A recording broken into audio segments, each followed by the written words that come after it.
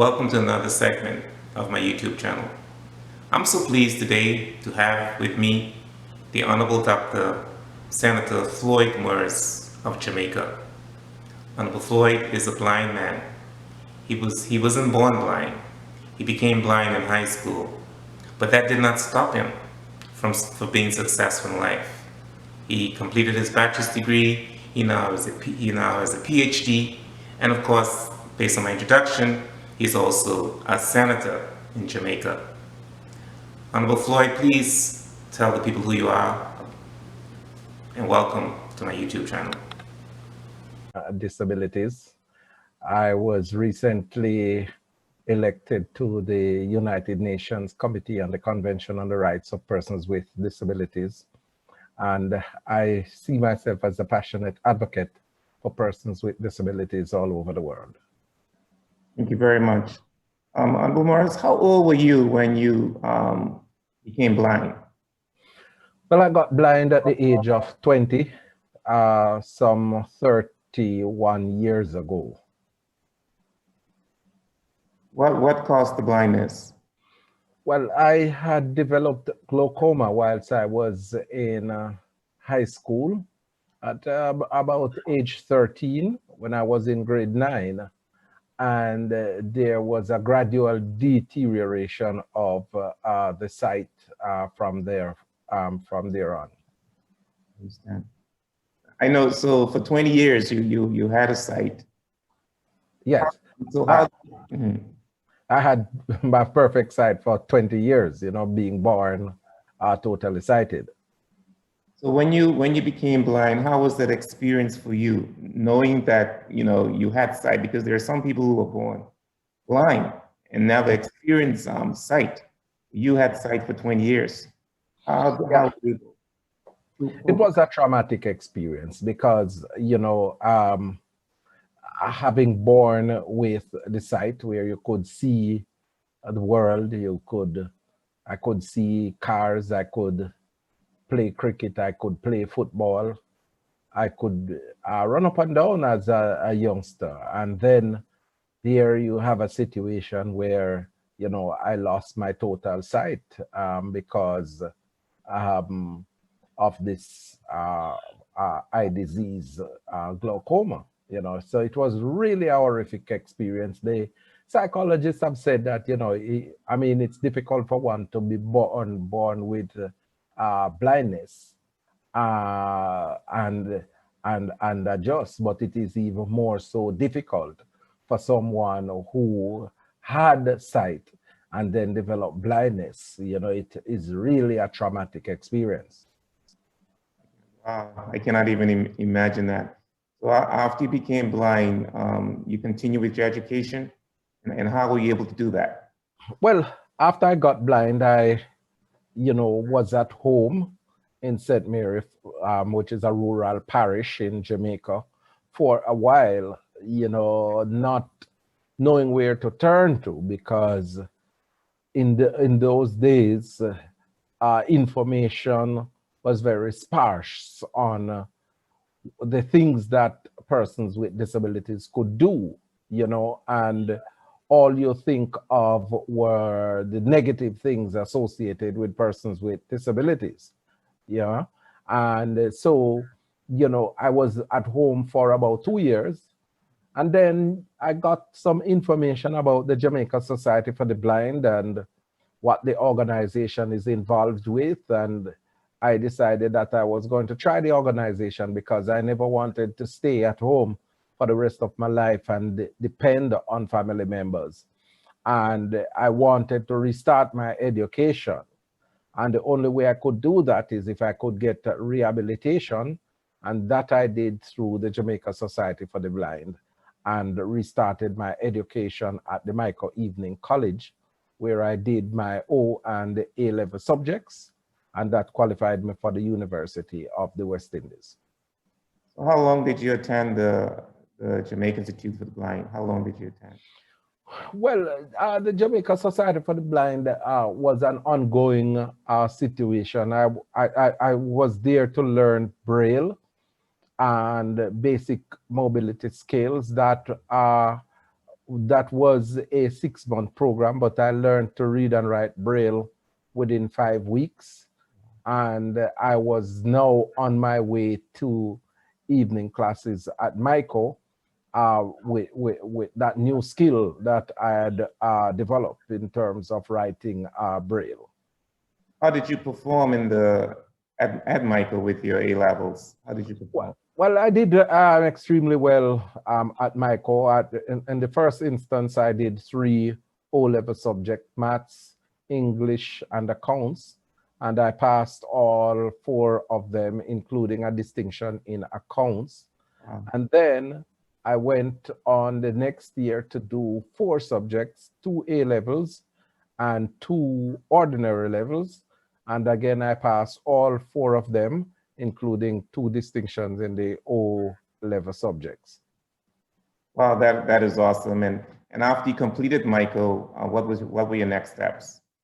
Well, after my tenure at Michael Evening College, I went to the University of the West Indies, where I did my first degree in media and communication. But it wasn't an easy walk in terms of stepping into the University of the West Indies, because I never had the financial resources to go to university. I hail from a humble family background in St. Mary, Jamaica. And so it was going to be difficult for me to mobilize the funds to just venture into the most prestigious tertiary institution in the Caribbean. But, you know, I have a firm belief in God that He will lead and direct my path, and that I allowed Him to do, and He did that, and contributed to individuals coming on board to support my venture into the University of the West Indies. And so, along with friends and family members, I was able to go into the university, and the rest is history, because I had to perform in order to justify the support that was given to me by individuals. And I got very good grades in my first year, and that contributed to me winning a number of scholarships at the University of the West Indies. Were there other persons who could not see attending the university at the same time with you? Well, there were other individuals who had visual problems attending the university at the time, and they were doing well by them in their own right as well. That is awesome. And how did you get involved in politics? I understand you're a senator. Well, I mean, most definitely when I was at the University of the West Indies, I was actively involved with student leadership, becoming Deputy Hall Chairman for Taylor Hall in my first year, and then advisor to the Guild in whilst I was on the master's program. And because of my involvement at the student level and my familial association with the governing PNP at the time, I was drawn into the national political space by then Prime Minister Patterson, and was appointed as a senator in 1998.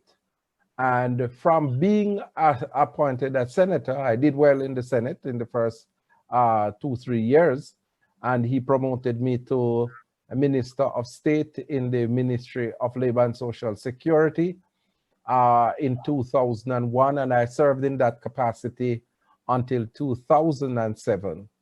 And there was an interregnum. I was out of the parliament between 2007 and 2011, but by 2012, I was promoted to the Senate again, and promoted to the President of the Senate in 2013. So it has been an extraordinary journey in terms of service politically. That is awesome. Are you married, Senator Morris? Are you married? Well, I am married. I'm married to a beautiful lady, Shelly Ann, and you know she is my soulmate. She is my friend. She is my guide. She is my protector, my earthly protector, you know, and defender. And we have been married going into 10 years now. That is awesome. What advice would you give to those persons who have visual issues? I mean, we have a number of, people in Turks and Caicos. In fact, I have a first cousin who I think she was born blind, and I think she's older than me, and I'm 50. And Okay. what advice would you give to individuals with visual issues? Well, my advice to these individuals is to make sure that, they don't give up on life, because life can be meaningful, irrespective of one not having sight. What one has to do is to put your faith and trust in God, because once you put your faith and trust in God, He promises to lead and direct your path. And then you have to make sure you have a clear vision for yourself as to where it is that you want to go as an individual. And simultaneously, I believe that education is the key to social transformation for any individual, and more so for persons with disabilities. And with family support and friends, one will be able to overcome the challenges and become successful. And I want to add to that mix that you have to be very disciplined in terms of your efforts. So you have your vision, invest in education, have family support and friends, and be disciplined in what you do, but make sure that in every step of the journey, you anchor your faith and belief in God. As excellent advice. Senator Morris, did you face discrimination being being a blind person? And if you did, how did you overcome it? Well, I mean, I've faced several acts of discrimination, and discrimination comes in different shapes and forms. I remember one day when I was going to Michael Evening College, and I was on the road waiting for a bus. And once the bus slowed at the bus stop, and the conductor saw me with my white cane moving towards the bus, he just said, "Press driver," and the driver drove off. And I mean, I was denied the opportunity of traveling on the bus to get to my legitimate business. And I have seen other forms of discrimination in terms of relationships. I mean, you try to date a young lady, and they will tell you, yes, you look good, yes, you are handsome, but, and the big but is because of my visual disabilities. And a lot of individuals with various types of disabilities are confronted with those situations that are unkind and denies the person with a disability from participating in the society on an equal basis with others. And I am about tearing down those barriers. I am about opening up the pathway so that more persons with disabilities can be integrated in mainstream society. For people to understand that having a disability doesn't mean that you are a beggar or you're a charity case. But having a disability means that you have an impairment, which, if you are allowed to access the various facets of society, education, employment, training, if you are allowed to access those amenities, you will be able to be successful like anybody else. And that is what I am about, to assist in tearing down those barriers to make more persons with disabilities be brought in the mainstream of society. That is awesome. And that's why I love having you on the show, because I believe that hearing your story will bring a lot of hope to people. You are a senator. You're also an author. You wrote a book. Can you tell us Yes. about the book that you wrote? Well, you know, I decided that I was going to chronicle my life story, which is entitled By Faith, Not by Sight. And it epitomizes my life's journey, a walk with a faith in God, and everything that I have accomplished in my life, I attributed to my belief and my connection with God, because some of the things that I have accomplished, I said it couldn't be no one else but God Himself. And it chronicles my life from a lowly country boy in Baileysville, St. Mary, straight to the point of completing a PhD at the University of the West Indies. That is awesome. I read your book.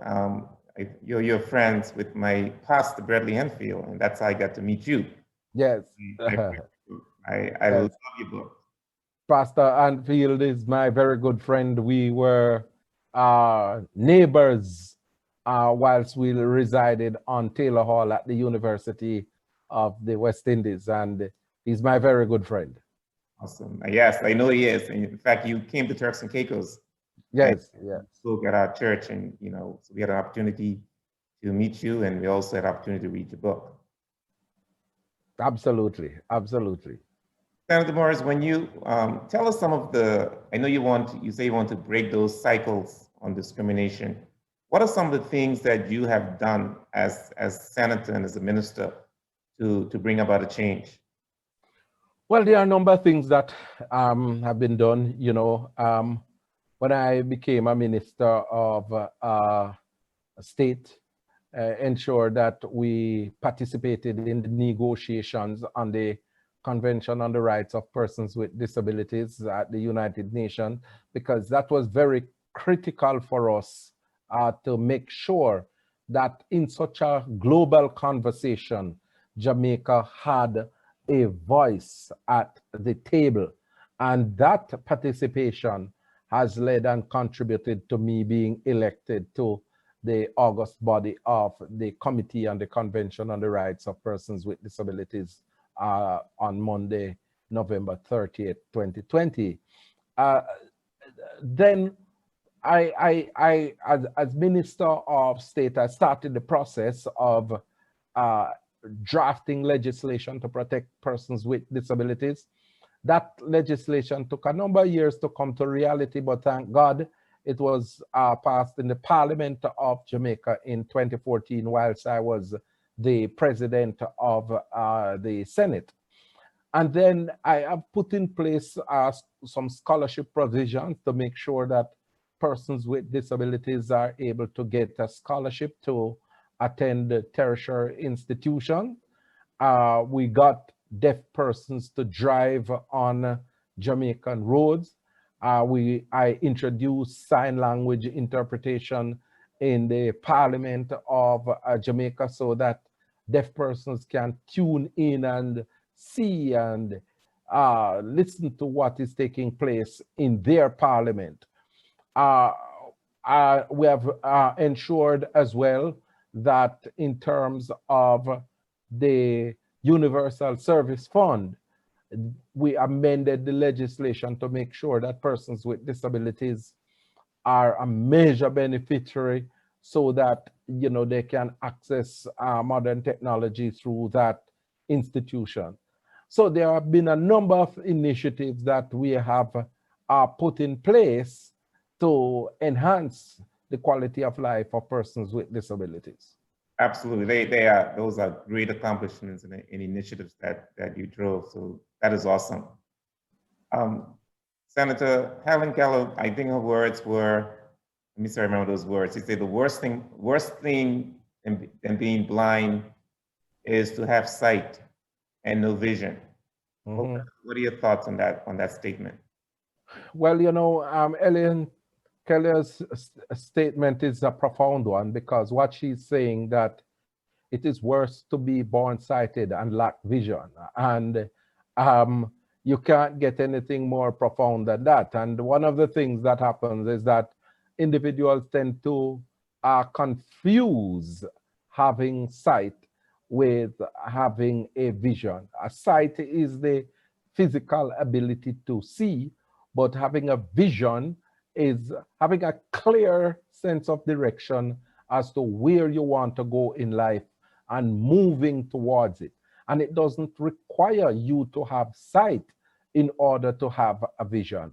And I pointed out earlier that having a vision is a quintessential factor in anyone's success. So I don't have sight, but I have a vision. And that is what matters. And that is what is the message that I'm going to be taking to the world, that you don't need to have sight to function. You don't need to have hearing to function.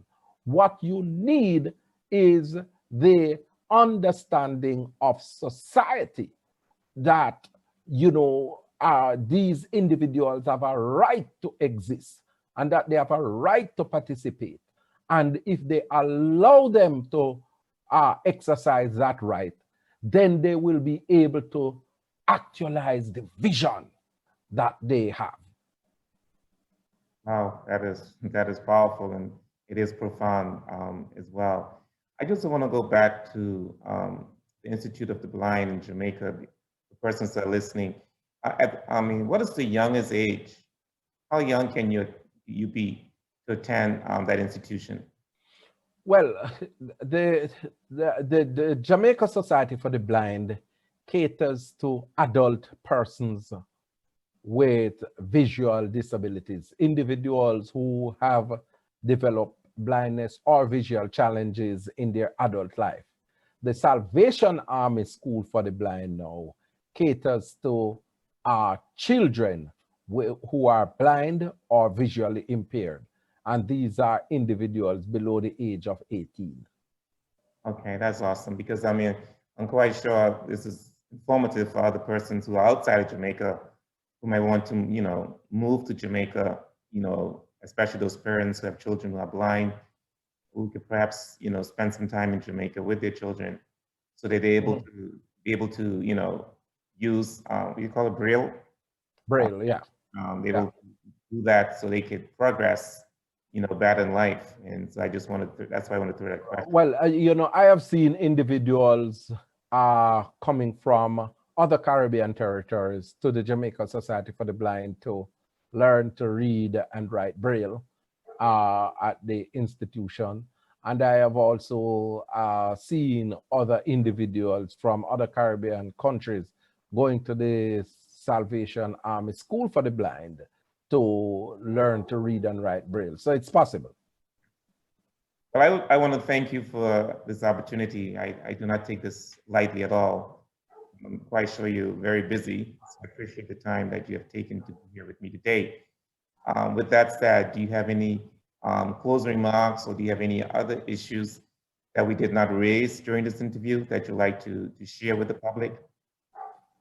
Well, I just want to implore the people of Turks and Caicos, that wonderful country that I visited in 2018, to let them understand that if you have relatives and friends with a disability, not to discard them and to isolate them from the mainstream of society, but rather find ways and means of integrating these individuals in the society so that they can actualize their lives. I mean, we don't want persons with disabilities to have to be dependent on the state or the church or their family members for eternity.